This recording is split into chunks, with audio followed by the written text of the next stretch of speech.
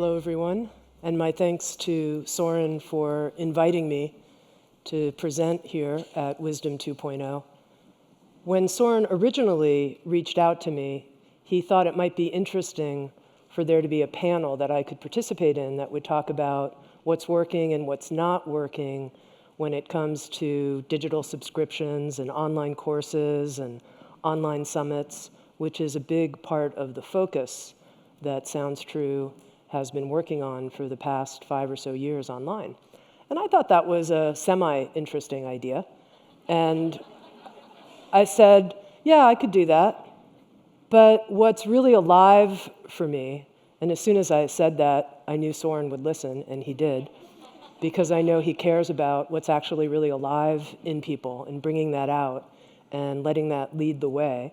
So I said, what's really alive in me is this focus that we've had at Sounds True, really, I would say, for the past decade or so, which is the workplace as a crucible for human development.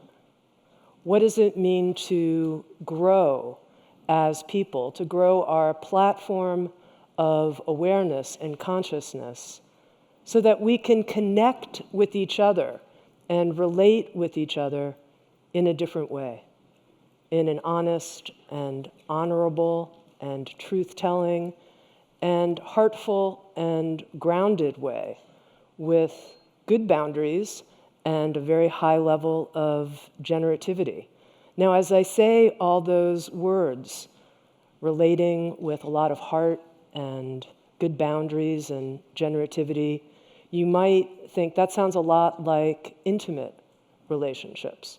And one of the things that I've really been exploring, and part of what I want to share and talk about today, is this link that I found in my own life between focusing on what really makes an intimate partnership thrive and what makes relationships at work thrive, and how, in my experience, it's many of the same skills, actually, and that they're highly transferable. There's a gentleman who does a lot of couples counseling and education. His name's David Snarch, and he's written a book called Passionate Marriage, and he talks about how a committed relationship is a people-growing machine. And in my experience, a business, if it's really doing its job internally, is also a people-growing machine. Everybody's growing. And what I mean by that is there's a commitment to, you can say it in really simple language, looking at our shit and owning it, take it a bit further, and taking responsibility for working it out so that our relationships can be cleaner and more generative and more beneficial for others. Now, I call this, at business, the relationship bottom line. And one thing I just want to say as a side comment that I think is so interesting, for those of you who have been in the Wisdom 2.0 audience since this morning began, you've heard a lot of talk about relationships. Huh, who knew? I didn't know. I had no idea when I mentioned to Soren that I wanted to talk about the relationship bottom line and that this was what was really alive for me. I had no idea. And I think what I can take from that is that this is actually, you could say, an emergent right now that is starting to be articulated, which is how important it is that our mindfulness and awareness practice doesn't stay on the cushion or doesn't stay solitary. Yes, that is so important, and may that wake us up to our hearts and what's happening inside of us so that we actually make commitments to connect differently with each other. That's, I think, this new wave emergence that we're seeing and that we see right here in this morning block of time at Wisdom 2.0. So I'm calling this the relationship bottom line, and the reason for that is I think that often when something is seen and understood as being instrumental to the success of a business, oh, good relationships will create better teamwork. Yes, check. If teams work better together, if there's more trust, if there's more mutual respect and just more mutuality, better listening, businesses will be more efficient. Yes, check. And then they'll make more money. Yes, check. Okay, let's teach everybody about relationships. And it becomes instrumental instead of being its own bottom line. And the reason why I wanted to emphasize this idea of a bottom line is that I notice that I'm sympathetic to that idea and slightly offended. And the part of me that's slightly offended is, when did something central, Dan Siegel talked about it this morning, the need we have as human beings to belong, to feel loved. When did something like that have to become instrumental to making money? Why can't it just be an end in itself? We get together every day and we work with each other, and we want to be decent and loving. And we manage our businesses with that as a bottom line, as an end in itself. Could that be enough? And by the way, it also will make your business more efficient and more profitable. Yay. So that's why I wanted to call it the relationship bottom line. And in preparing to talk about this, I tried to boil it down to 5 key ideas that are really, I think, the skills of building healthy relationship in the workplace. I'd also like to share with you, right before I do, just how this became supremely apparent to me that my mindfulness practice wasn't enough. And I'll just be brief here. 2 quick stories. One is that after being a meditator for 15 plus years and entering a new relationship about 15 years ago with a woman who's now my wife, Julie, after about 2 years into our relationship, she said, I think this year you'll be on meditation retreats about 8 weeks of the year. You're going on a month-long retreat, you're going on a 2-week solitary retreat, you're teaching meditation for 2 weeks. I'm wondering, what about you and me? Does that happen ever? And I realized that I was actually terrified. I was terrified of that. The idea of going on a solitary retreat, not talking to anybody, I knew how to do that. And it actually became apparent to me that there was something avoidant in my meditation life, and that the work of relationship and the personal growth that would come with relationship, for me, was more threatening than anything else I could face. And that's how I knew I had to do it. And I checked myself into working intensively with a therapist, and I'll tell you that work is continuing. It's continuing. It's deep work. The other indicator to me that my mindfulness practice, my meditation practice, my solitary practice wasn't enough is that a coach came to Sounds True and started working with me. And he said, Tami, you embody half of what it takes to make a good leader. And I was like, how about 51%? And he's like, you're really great on the vision side and inspiring people and articulating what's possible and where the business is going. But you're really kind of vacant on the relatedness side. There's only about 100 people who work here, and many people have reported to me that you don't even know their names, even people who have worked here for 4 or 5 years. And that sometimes in the hall, you're so focused on what you're doing that you just walk right by people and you don't even smile. And sometimes there'll be all company gatherings and you'll stay up in your office and keep working on the phone. You've created this incredible business where people connect with each other and you're not part of it. And I knew that what he was saying was true and that this was also terrifying. And I was like, I have got to go where the terror is. To Dick Schwartz's point this morning about this part of us that we're afraid of, I knew that this was a critical part of my development and growth. And I have to say, as I've focused on it, I've become such a happier person. I feel so much more connected and so much more that sense of belonging. Okay, so how do we bring that in to a workplace environment? I'm going to give you 5 ways that we're doing it at Sounds True.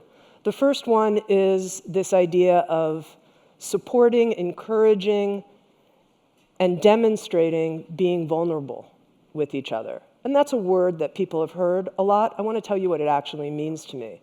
What it means to me is, first of all, knowing what I'm feeling in any given moment. Because just sort of like opening the veil to what one's thinking, that's not really vulnerability. That's a strange window into a very strange world. Being vulnerable is something different for me. It means right in this moment, I'm feeling a sense of whatever it is. And you have to know your feelings. And really, to know your feelings, you have to be able to tap in to a felt sense of what's happening with you in the moment, and have that inner language, that literacy of that flutteriness in my stomach, that clenching of my hands, that tension in my back, that crack and ache in my heart. Knowing that inner language and then being able to give voice to it, to me, is what it means to be vulnerable. And there's a courage in that. And the courage is to speak what's actually there, and a humility as well. For me, I know it takes a certain kind of humility when, as a leader, I say, I'm really scared. I don't know about what we should do in this situation. But as a leader, I think when you can set the modeling of being vulnerable, it changes everything in the room. In fact, whenever anybody in the room is vulnerable and their vulnerability is met and welcomed, it changes everything in the room. Eileen talked about how at Eileen Fisher they have check-ins where people talk about how they're feeling at the beginning of a meeting. And I know we do that at Sounds True too. And one of the things I've noticed is that you can have a check-in that's very surface. It's a very surface level check-in. Hi, I'm really busy, a lot going on, great, here I am. That doesn't change anything. Are we really checking in?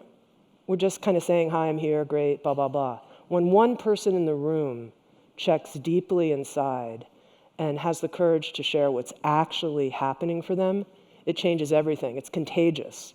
Vulnerability is contagious. And it's the key to trust.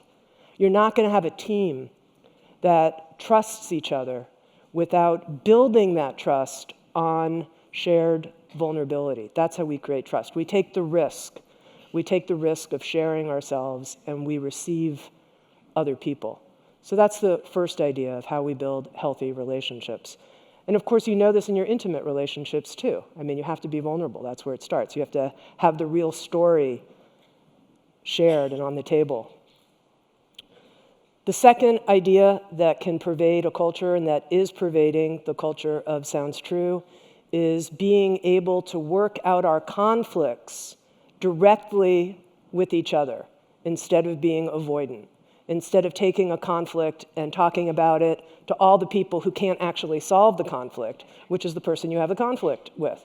And this is a tremendous skill set for us to develop. In terms of human development, having a healthy way of dealing with conflict, I think, is a very high level of accomplishment. People who can do this.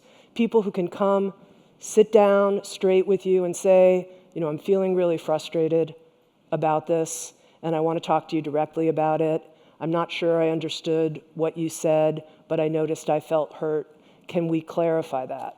And we've had quite a bit of training at Sounds True on how we have difficult conversations with each other. And I think it's an incredibly important training.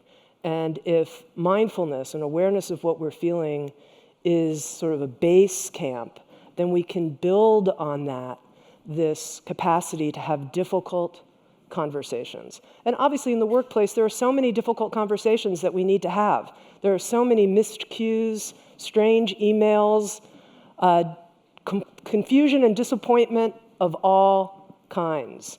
And it takes tremendous cleanness as a person to go direct to the person and work out your shit.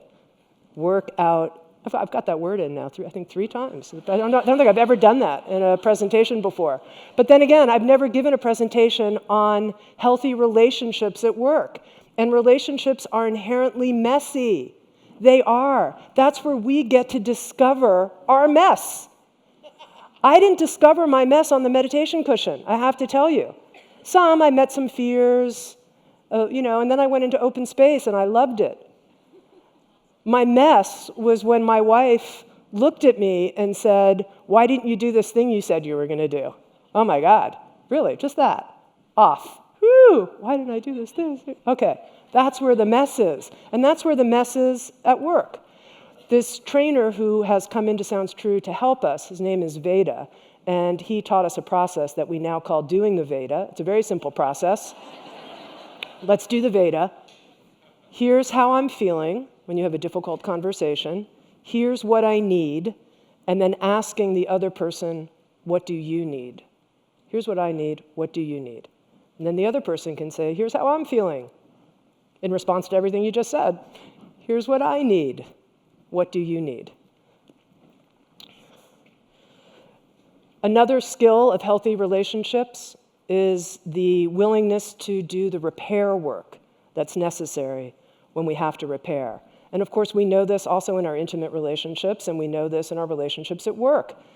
There's a level where things break down. Can I go back to the person and say, I want to apologize. I want to apologize for what I said. I want to apologize for that email I wrote that wasn't clear. Or a different version of repair, I want to check in. It seems like in that meeting we misunderstood each other. Can we talk about that? And the other aspect, the other half to apologizing is receiving an apology. This is what I noticed was something that was really hard for me. Someone would apologize to me and I'd say, yeah, I forgive you. And inside I said, I'll never forgive that person for what they just did. That's a problem. That was a problem for me. That was a problem. And it's been hard for me to let stuff go. I don't like letting, if somebody did something, no way. Even if they apologized and even if they meant it, I will always remember it. Well, that's not going to help our culture move into the kind of love and generativity that I'm looking for. So I've had to learn to really let go and really let people grow as I want to grow. Fourth idea is this idea of being open to feedback. This is a point that Eileen made too. And even more than being open to feedback, seeking it, wanting it, being hungry for it. Because that's part, I think, of being dedicated to personal growth at work, is you want to know what you don't know, what's in your shadow, what you can't see, that everybody else can see. Obviously, they're all talking about it and they can see it. Go ahead and just lay it out for me. Tell me, give me the feedback. And there are lots of ways you can build being hungry for feedback into an organization. At Sounds True, we have upward reviews along with an employee review, and the upward review is as important. And the person who's receiving the upward review gathers all of that information, shares it back with their team, as well as sharing it to their manager. We do an anonymous all-company survey, so people can say what's really on their mind for people who aren't yet ready to necessarily say it direct to somebody who's higher up in the organization.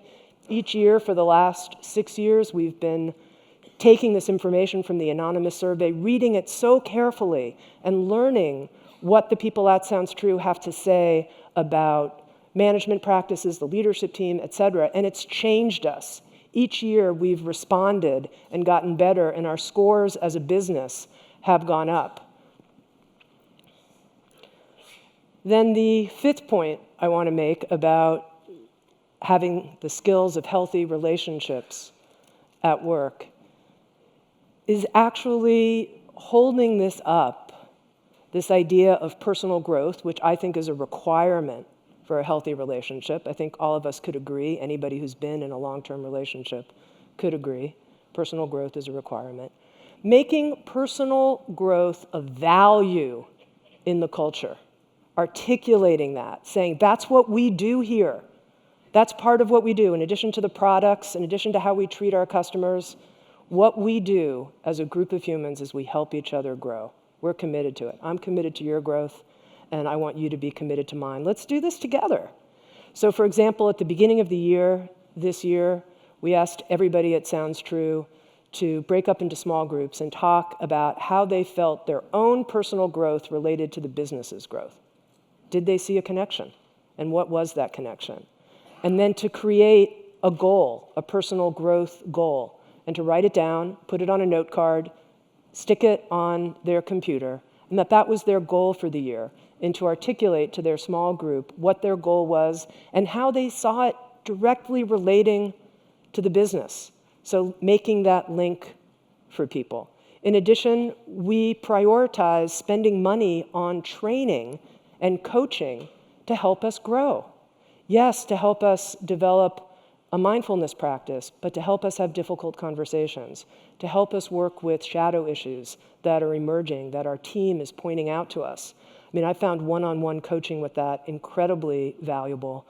And I think as businesses commit to personal growth, what we're doing is we're committing to raising the platform of awareness in which we operate as people, not just as solo mindfulness meditators, but as people in our families, as parents, as members of our workplace, and then members of our community, and then ultimately as citizens and as people who can solve problems and work across differences, people who know how to have strong boundaries, talk about intense emotions with clarity, and be incredibly loving and generative.